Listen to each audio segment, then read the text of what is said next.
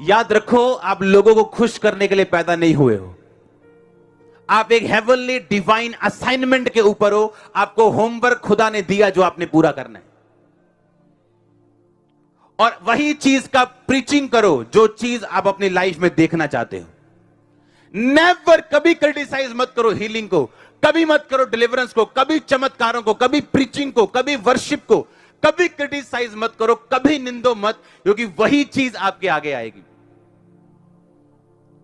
आप जो कुछ प्रीच करोगे, जीसस क्राइस्ट वही कंफर्म करेंगे जिसके बारे में आप प्रीच करोगे। और प्रीच करने के लिए आपको यह पुलपिट नहीं चाहिए। मैंने इस पुलपिट से प्रीचिंग करनी शुरू नहीं की, मैंने अपने दोस्तों को प्रीच किया है, अपने दुकानदारों को प्रीच किया है, अपने ग्राहकों को प्रीच किया है, अपने रिश्तेदारों को प्रीच किया है कि यीशु मसीह सब कुछ कर सकता है, और उसने किया है मेरी लाइफ में।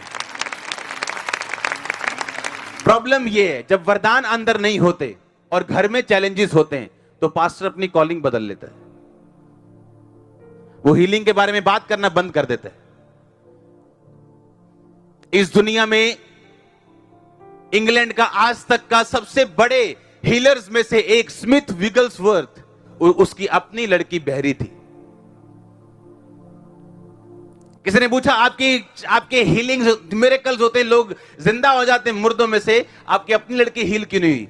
कहता, जिस दिन तुम मुझे यह बता दोगे कि एलिया गंजा क्यों था और मूसा थत्था क्यों था, मैं भी तुम्हें बता दूंगा मेरी बेटी हील क्यों नहीं हुई। परमेश्वर ने मूसा को हील नहीं किया कि ठीक है तू थत्था बोलता है, ये ले मुंह बाहर। अगर परमेश्वर समुद्र दो भाग कर सकता है, अगर उसके जरिए चट्टान पे शब्दों से पानी आ सकता है या सोटी मारने से पानी बाहर आ सकता है, तो क्या उसके छोटे से थत्थेपन को परमेश्वर हील नहीं कर सकता? वो आपको चैलेंज देगा कि अगर आपके जेब में बरकत नहीं है तो भी क्या आप ये प्रीच कर सकते हो वो बरकत देने वाला परमेश्वर है।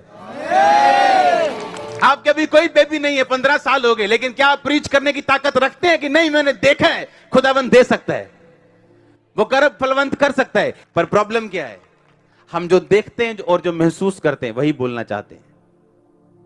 हमारा विश्वास जीरो तो नहीं है पर अल्प है। इसलिए यीशु मसीह ने हमें झिड़क लगाई है बाइबल में, हे अल्प विश्वासियों, तुमने क्यों संदेह किया? कहते यीशु मसीह आप नाव के पिछले भाग पर सो रहे थे और आंधी तूफान शुरू हो गया, हमें लगा हम मर रहे हैं। हमने इसलिए आपको आवाज लगाई, प्रभु तू हमारी चिंता नहीं है, हम मर रहे हैं। तो परमेश्वर ने कहा, हे आंधी शांत रहे, पानी को थम जा बोला, और लिखा सब कुछ थम गया।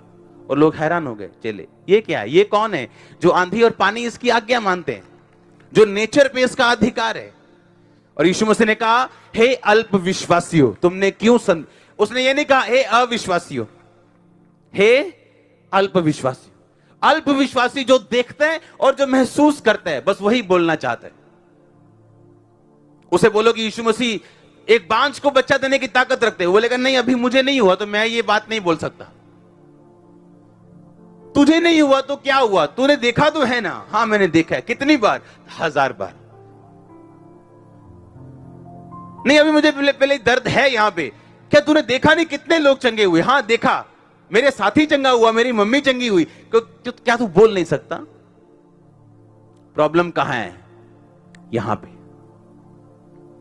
इसीलिए एक वायदा मैंने खुदा से किया था और आज तक मैं उस पर कायम हूं। मैं एक भी नेगेटिव वीडियो अपने खिलाफ कभी नहीं सुनता हूं, ना चंगाई के खिलाफ, ना चमत्कारों के खिलाफ, ना प्रीचिंग के खिलाफ, ना हीलिंग, किसी चीज के खिलाफ।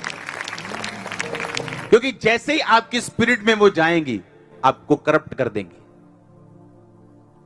और जैसे ही आपका विश्वास थोड़ा सा हिला, आपका चमत्कार जो महीने बाद है वो 6 महीने बाद है। फिर आप क्या करेंगे? और जिस चीज को आप प्रीच करोगे, जिस चीज को आप प्रीच करोगे उसी चीज को जीसस क्राइस्ट कंफर्म करेंगे। जिस चीज के बारे में आप प्रीच नहीं करोगे उस चीज के बारे में आप कभी नहीं देखोगे।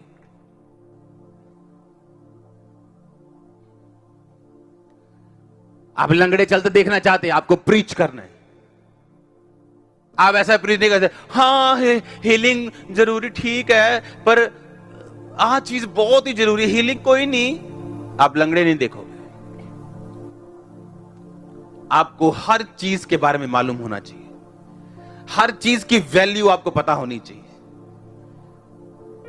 साल्वेशन की वैल्यू आपको मालूम होना चाहिए, आपको हीलिंग की वैल्यू मालूम होना चाहिए, मिरेकल्स की वैल्यू मालूम होना चाहिए, डिजर्निंग ऑफ स्पिरिट की, आपको आत्मा की परख की वैल्यू मालूम होना चाहिए।